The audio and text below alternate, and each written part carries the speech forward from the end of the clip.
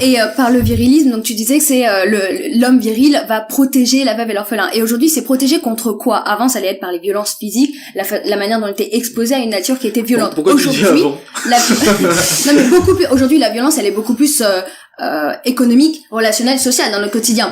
Pourquoi tu prends le Uber pour rentrer alors?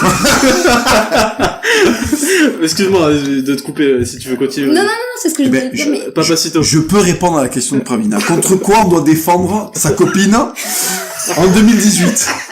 Alors, il y a une région du monde qui se trouve entre les contreforts du Centrafrique et les rives de l'Andalousie, qui nous a fourni une pléthore d'intellectuels qui courent dans nos rues, et ces intellectuels n'ont qu'un but, c'est répandre le savoir et la poésie partout où ils vont.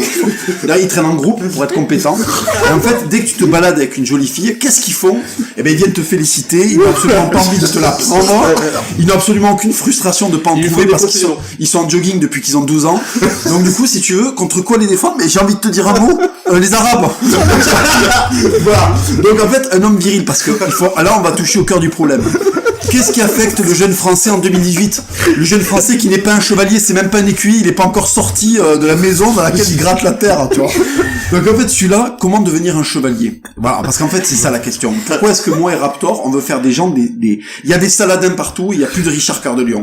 Bon, là maintenant, il faut fabriquer des Richard Cœur de Lion. Lui, c'est la muscu, moi, c'est la boxe, mais ça peut être aussi une discipline. En fait, un mec qui tous les matins fait son lit est déjà dans un processus de revirilisation, parce qu'en fait, il s'astreint à quelque chose de désagréable, et c'est dans l'adversité qu'on trouve justement le plaisir de l'ordre, de retrouver une situation normale. Pourquoi est-ce que les mecs vont à la boxe? Pourquoi est-ce que les mecs vont à la muscu? Pour se faire mal. Et quand ils sortent, ils ont éprouvé la douleur, et ce sont des hommes plus complets qu'avant.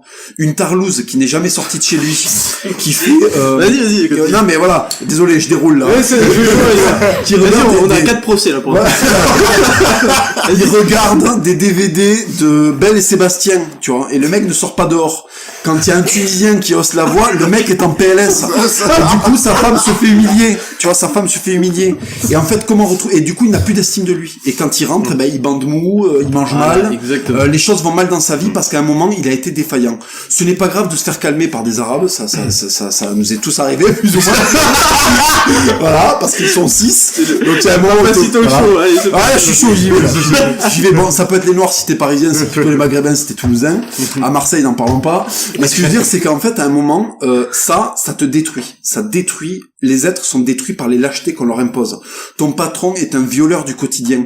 Si tu commences à faire du sac et que tu commences à faire des sparring et qu'en fait tu reviens la gueule enflée, ton patron te regarde différemment. Le mec, il fait attention à la façon dont tu vas t'humilier parce qu'il sent que la patate est chaude.